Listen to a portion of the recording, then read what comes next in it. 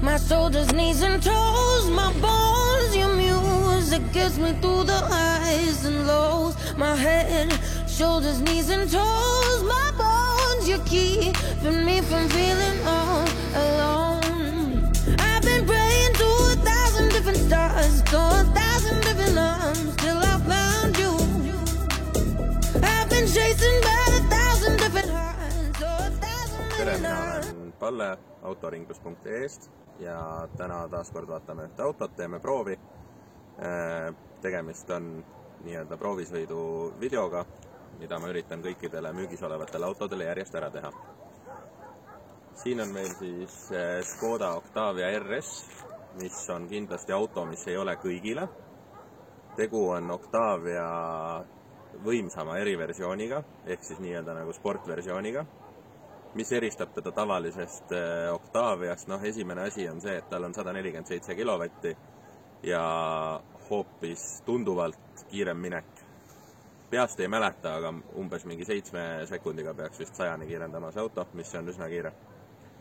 Lisaks on tal täiesti teistsugune interior, tal on selline sportlik poolnahk sisu ja kui ma ei eksi, siis tal peaks ka nõks jäigem vedrustus olema kui tavalisel luukpera kerega Octavial.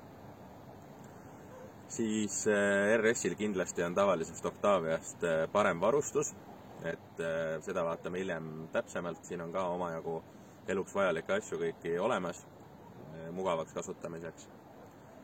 Ja välimus ka, et tal on ka väljaspoolt mitmed asjad, mitmed detailid teistsugused. Näiteks on tal teise disainiga stanged, tal on taga on tiib ja siis tal on Xenon tuled, mis on ka mõnel tava Octavial, aga paljudel neist siiski neid ei ole. See auto võiks sobida kellelegi, kes peab lugu nendest omadustest, mida ta pakub. Ehk siis hea kiirendus, hea lõppkiirus, sportlik sõit. Mina sain selle auto sellises seisus, et tal ei olnud ühtegi väga suurt viga, aga tal oli mitmeid väikseid vigu. Enamus nendest olen ma praeguseks likvideerinud, aga mitte kõik ja ma kohe räägin lähemalt. Mis ma temaga tegin? Ma lasin esimesele teha väga põhjaliku veermiku kontrolli ja remondi, ehk siis rahva autos tehti talle arve oli natuke alla 500 euro selle eest korda kõik, mis leiti veermikust ja lisaks veel oli mingisugune väike õhuleke mootori sisse laskes, see ka likvideeriti ära. Samuti lasin ma teda värvida, sellepärast et see Octaviatel üldiselt on murekohaks rooste, aga sellel autol oli seda suhteliselt vähe ja see oli täiesti selline pindmine, sümboolne rooste, aga samas riivas ikkagi silma, et tal on mõlema poole küljekarbid on värvitud. Ja lisaks on värvitud ühe poole esitiib, kui ma õigesti mäletan. Tööde teostajaks on Autar Grupp, ehk siis asi on tehtud korralikus viisakas kohas. Tegemist on automaalriga, keegi ei ole seda kuskil kodus nurga taga värvinud. Seal samuti ei ole me seda autot ise värvinud, nagu mul on ühe video peal, vana video peal näha, kuidas ma ühe vanema auto proovisin ka ise korda teha, iseenesest peaaegu õnnestus, aga seda ma ise ei puutunud, et see on natuke liiga värske auto selleks. Kuna ta on Octavia kohta suhteliselt soodsa hinnaga, pigem nagu turu algus ja turu odavam ots, siis hetkeseisuga on ka mõned asjad lahendamata, aga nagu ikka, siis ma alati alustan asjade lahendamist olulisest otsast. Kõik, mis puudutab ohutust, auto kasutamist, tehnoülevaatuse läbimist ja nii edasi, need asjad ma teen alati esmajärjekorras ära. Erandiks muidugi kere tööd, sest et koleda kerega autot üldiselt inimesed ei soovi endale. Et see siis otseselt ei puuduta liiklusohutust, aga tal on olemas parkimisandurid. Tal on olemas tagumised parkimisandurid ja need hetkel ei tööta. Põhjus teadmata ei ole võtnud vaevaks uurida ja seda ma ka tegema selle auto puhul ei hakka. Et kui see kellelegi jaoks on oluline, siis iseenesest need andurid peaksid maksma kuskil paarkümmend eurot tükk maksimaalselt, võivad isegi odavamad olla, mõnel autol on 10 eurot tükk. Ja kindlasti on see asi korda tehtav, selles mõttes ei ole probleemi. Siis hetkeseisuga on mul üks pirn veel vahetamata, ma ostsin vale pirni, muidu see oleks juba tehtud, et ma pean nüüd lihtsalt õige pirni ostma. müügihetkeks on see vahetatud või selleks hetkeks, kui keegi vaatama tuleb. Ja tal on, praegu ma avastasin, et kuna ta on seisnud, siis seismisega on natukene pidurid väristama hakanud, mis on suht tavaline asi, mida autod teevad. Ja see võib kaduda ise ära, aga juhul, kui ta ei kao ise ära, siis piduri, kindlasti on tegu tagumiste piduritega, sest et rooli mingit värinat tunda ei ole, lihtsalt õrnalt on kuulda tagant. Seega see varuosade hind on tegelikult umbes 40 €, et need tagumised kettad klotsid ära vahetada. Aga ma ei kiirusta sellega, sest see võib ise korda minna. Ei ole mõtet kohe seda teha. Mis veel? Tal on maanteekiirusel, selleks ma pean veel ühe sõbra millalgi endale appi paluma, üksi on seda jube raske defekteerida. Maanteekiirusel tuleb kuskilt tagant, kaugelt, natuke mingit tuulemüra, et justkui nagu üks uksetihend oleks kuskilt veidi lahti. Ma just vaatasin seda enne videot, ma ei suutnud seda praegu leida, et nii-öelda selline asi on ka, et põhimõtteliselt hetkeseisuga on tal parkimisandurid, mis ma ütlesin, natuke tuulemüra tuleb sisse ja kolmas asi, mis võib minna ise korda, tagumistest piduritest tuleb õrnalt mingit värinat maanteekiirusel. Auto on 2006 aasta ja 239 000 sõitnud. Läbisõidu õigsust jällegi taaskord saan tõestada, et on olemas mitu varianti selleks. Mina läbisõitusid autodel ei keri mitte kunagi ja olen alati valmis seda mõne dokumendiga tõestama. Olenevalt autost mul on 1, 2 või 3 kanalit tõestamiseks. Sellel autol ei ole hooldusraamatut sellisel kujul, nagu ta nii-öelda reeglina on, et on selline raamat, kus on kõik hooldusajalugu, templid ja läbisõidud järjest kirjas, aga sellel autol on kaasas patakas pabereid tema ajaloost. Ja seal on erinevaid pabereid, on nii hoolduspabereid kui ka ülevaatuste läbimise pabereid ja sealt on väga hästi näha, millisel aastal, milline on olnud ta läbisõit. Ja sellele lisaks, kuna ta on Soomest pärit auto, sellele lisaks on võimalik tellida mul, seda ma teen oma kuludega, on võimalik tellida tasuline Soome ajaloo väljavõte, kus on ka kõik ilusti näha. Ehk siis see läbisõit on tal õige, 239 000.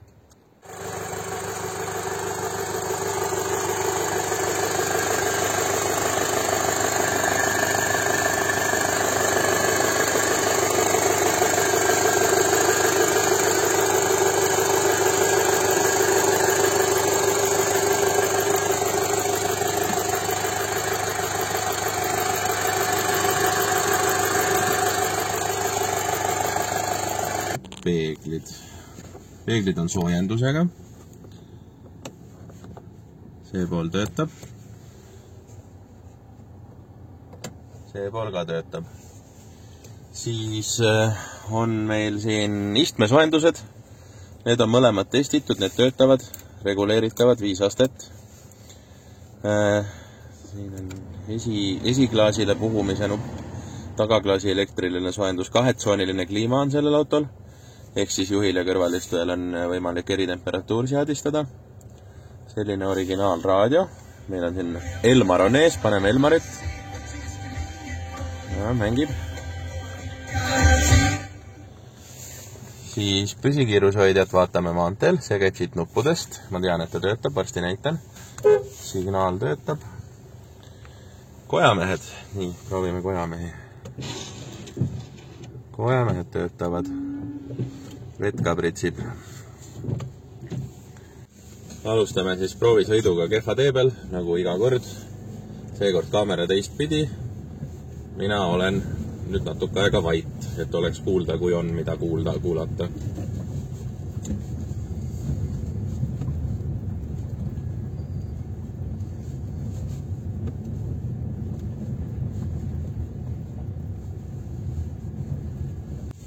Veermikus ei tohiks enam küll vigasid olla, sellepärast, et see sai väga põhjalikult lastud korda teha ja üle vaadata. Siuke töökoda nagu Rahva Auto tegeleb Tartus VAG grupi ehk siis Volkswagen, Audi, Škoda, Seat autodega, aga viimasel ajal tegelevad ka kõige muuga, et ülimõistlik koht, soovitan külastada, kui kellelgi on vaja abi. Meil on päris palju tõstukeid, päris palju poisse on tööl ja saab enamasti ka mõistliku aja jooksul, et ei öelda sulle, et 3 nädala pärast on esimene vaba aeg. Reeglina on inimestel kohe vaja minna. 2 olulist asja tuli mul veel selle auto kohta meelde. Tal on DEFA eelsoojendus, seda Eestis olevatel autodel tihti ei ole. See on siis, varasemates videotes olen rääkinud ka, see on siis kaabliga ehk juhtmega mootori eelsoojendus, et kui sul on võimalus kodust panna auto nii-öelda pistikusse, siis ta soojendab sul mootorit hommikul, näiteks kui hakkad sõitma, on automootor juba soe. Ja teine asi, mis on kuulutuses ka nähtav, et tal oli üsna hiljuti ülevaatus, et see peaks ka olema nagu üsna oluline asi kasutatud auto ostul, sest et ülevaatuse läbimine tähendab ikkagi, et sellel hetkel mingisuguseid suuremaid ja ohtlikke vigu autol esineda ei saa. Ühe kiirenduse, see on selle auto üks tugevamaid külgi, näitan, kuidas ta seda teeb. Pane ventilaatori maha.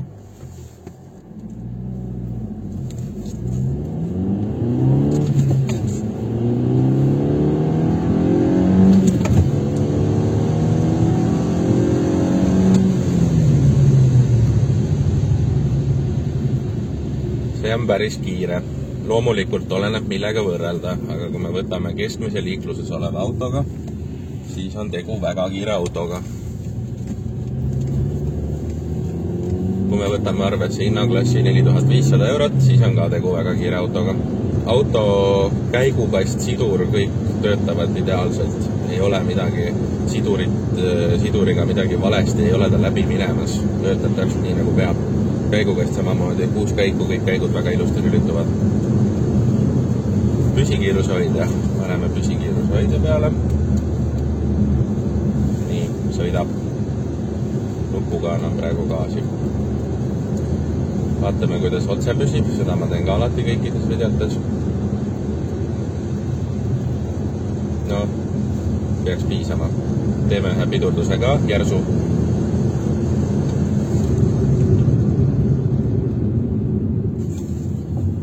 Õrnalt on kuulda, nagu ma enne ütlesin, et kerget sellist värinat või tunda mitte kuulda pigem.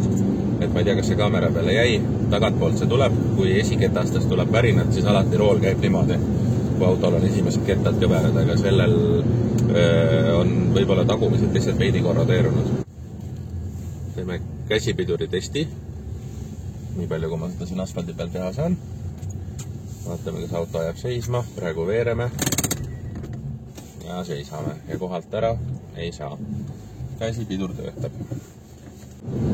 Ma eelmise videoga tegin algust, kus ma andsin ühe nii-öelda soovituse autoostjale, kuidas vältida petta saamist, et ma jätkan seda traditsiooni ja proovin edaspidi kõikide proovisõidu videote jooksul anda ka ühe nii-öelda soovituse, kuidas vältida pettusi ostjatele, siis minu järgmine soovitus kõlab niimoodi.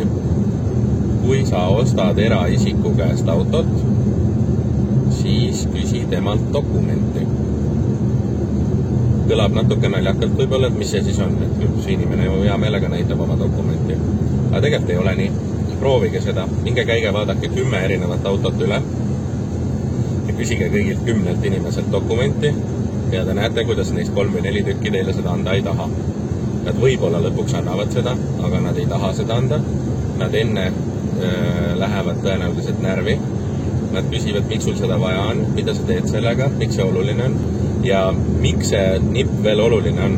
Sest arvestage sellega, et mingi protsent müüjatest varjab oma nägu sellepärast, et ta müüb sulle sellist kõntsa, et ta ei taha, et sa saaksid ta tulevikus temaga kontakti. Sest see, et sul on ta telefoninumber, see on väga väike rõõm, sellepärast, et vanad rebased nii-öelda, kes pidevalt autosid müüvad ja müüvad halvas seisukorras autosid teadlikult, nad vahetavad numbrit iga nädal, neil on kõnekaarte terve sahtel kodus täis. Et kui sul ei ole müüja nime ja sul on ostumüügilepingutes mingi eelmise omaniku nimi ja sul ei ole ka ta numbrit, siis sul ei olegi võimalik temaga kontakti saada ja kahjuks mõndadel müüjatel on see eesmärk. Ühesõnaga lühikokkuvõte, küsi nime ja perekonna nime ja dokumenti, sellepärast, et kui sulle seda ei näidata või ei öelda, siis on sellel mingi põhjus ja üks võimalikest põhjustest on see, et ta ei taha, et sa saaks teda üles leida temaga kontakti järgmisel päeval, samal päeval, millal iganes. Osa 2 sellest nipist on siis ostmine autopoest või ettevõttelt ja selle puhul kehtib ka sarnane nipp, aga ära küsi mitte, pole nii väga oluline see müüja dokument, see ei ole nii oluline. Aga küsi autodokumente alati. Need on olemas, need ilmuvad tavaliselt välja liiga hilja lihtsalt, et siis on juba tehing nii-öelda paigas. Aga küsi autodokumente ja kui auto on Eestis arvel, siis on tal olemas ka dokumendid ja kui sa oled läinud autopoodi ostma autot, siis sa loomulikult eeldad, et dokumentides on selle ettevõtte nimi. Ja nii ka reeglina on. Tähendab, nii ka reeglina peaks olema. Aga dokumentidest võid sa tihti leida hoopiski autopoe näiteks kas omaniku eraisiku nime, tema naise, tema poja, tema isa, vanaema, vanaisa, sugulase, ükskõik kelle muu nime. Sellisel juhul on tegelikult tegu komisjoni müügiga ja nõuete kohaselt peab olema see kuulutuses tähistatud. See on väga oluline sellepärast, et kui auto on komisjoni müügis ja seda autot müüb tegelikult eraisik ja autopood ainult esitleb seda autot, siis sellisel juhul on tehingupartneriks see autot müüv eraisik, mitte ettevõte.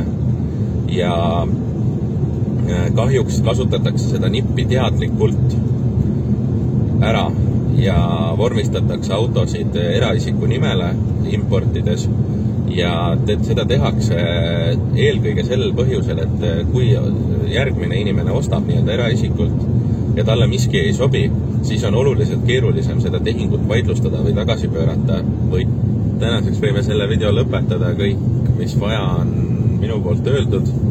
Kui keegi soovib seda autot osta, siis kirjutage või helistage autoringlused@gmail.com 56222 992 või kirjutage Facebookis, tulge vaatama, proovima ja nii edasi.